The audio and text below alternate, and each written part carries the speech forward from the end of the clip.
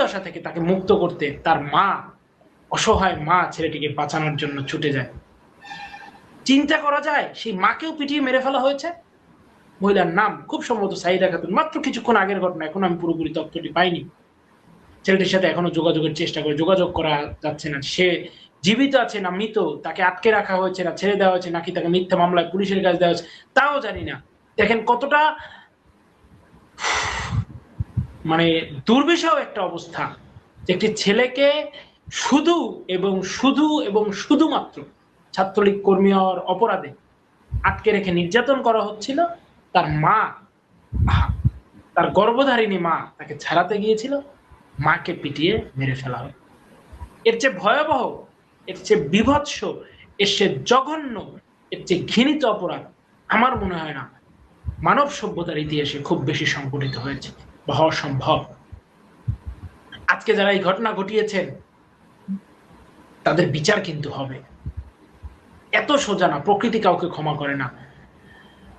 ৭১-এর সেই মানবতা বিরোধী যুদ্ধাপরাধীদেরকে প্রকৃতি ক্ষমা করেনি, ৭৫-এর সেই বঙ্গবন্ধুর ঘাতকদের প্রকৃতি ক্ষমা করেনি, ৭৫ পরবর্তী সময়ে যারা দেশ ধ্বংসের লীলায় মেতে উঠেছিল তাদেরকে প্রকৃতি ক্ষমা করেনি, ৭৫-এ জাতির পিতাকে হত্যার পর সেই বুলেট বেয়োনেটের জোরে সামরিক স্বৈর শাসনের বেড়াজালকে ছিন্ন করে ৮১ সালের ১৭ই মে স্বদেশ প্রত্যাবর্তনের মধ্য দিয়ে দেশকে গণতন্ত্রের ধারায় ফিরিয়ে আনার যেই আন্দোলন, বঙ্গবন্ধু কন্যা, বঙ্গবন্ধুর রেখে যাওয়া শ্রেষ্ঠ আমানত দেশরত্ন জননেত্রী সফল রাষ্ট্রনায়ক শেখ হাসিনার নেতৃত্বে শুরু হয়েছিল, সেটি কিন্তু তারই নেতৃত্বে পরিপূর্ণতা পায়। এবং তিনি কতটা উদার, গণতান্ত্রিক, মুক্তমনা একজন মানুষ ছিলেন, সকল কৃতিত্ব তার থাকার পরেও এই দীর্ঘ গণতান্ত্রিক আন্দোলনের পর তিনি কিন্তু ৯১ সালে হাসি মুখে বেগম খালেদা জিয়াকে বাংলাদেশের প্রধানমন্ত্রিত্ব গ্রহণ করার সুযোগ দিয়েছিলেন। পরবর্তীতে তিনি ৯৬ সালে রাষ্ট্র পরিচালনার দায়িত্ব জনগণের ম্যান্ডেটে গ্রহণ করার পর কিন্তু দেশকে ঢেলে সাজানো শুরু করেছিলেন এবং দেশকে প্রকৃত মুক্তিযুদ্ধের চেতনার ধারায়, গণতান্ত্রিক ধারায়, অসাম্প্রদায়িক ধারায় ফিরিয়ে আনার জন্য যে লড়াই সেটি শুরু করেছিলেন। এরপরে ১১ পরবর্তী সময় এবং বিএনপি জামাতের ২০০১ থেকে ৬ জোট শাসন আমলের অন্যায় অবিচারকে পিছনে ফেলে আবারও দেশকে পুনর্গঠনের জন্য ২০০৮ সালের সেই ডিসেম্বরের নির্বাচনে ল্যান্ডস্লাইড ভিক্টরি নিয়ে জনগণের রায়ে রাষ্ট্র পরিচালনায় পুনর্দায়িত্ব গ্রহণ করে তিনি কিন্তু টানা ৪ টার্ম ধরে জনগণের রায়ে নির্বাচিত হয়ে দেশকে এক অনন্য উন্নতির শিখরে নিয়ে গিয়েছিলেন।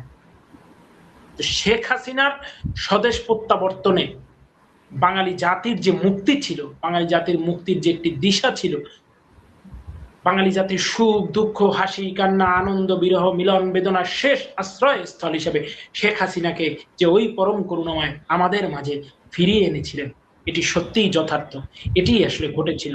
এবং আজকে দেখেন, আমরা যদি বিচার করি, বিশ্লেষণ করি, তুলনামূলক পার্থক্য করি, তাহলে আমরা কি দেখতে পাই? শেখ হাসিনা ফিরে এসেছিলেন বলে, সেদিন শেখ হাসিনার ঐতিহাসিক স্বদেশ প্রত্যাবর্তন হয়েছিল বলে, শেখ হাসিনা রাষ্ট্র পরিচালনার দায়িত্বে ছিলেন বলে এই বাংলাদেশ নারীর ক্ষমতায়নে সারা বিশ্বের রোল মডেল হিসেবে স্থাপিত হয়েছিল। আর আজকে পক্ষান্তরে আমরা দেখতে পাচ্ছি নারী ধর্ষণ, নারী নিপীড়ন বাংলাদেশে একটি মহামারী আকারে ছড়িয়ে পড়েছে। টিকার অভাবে আজকে মহামারী আকারে ছড়িয়ে পড়েছে বাংলাদেশ। প্রায় ৫০০ শিশু সরকারি হিসেবে মারা গিয়েছে, প্রকৃত সংখ্যা জানা নেই, নিশ্চয়ই কয়েক হাজার হবে।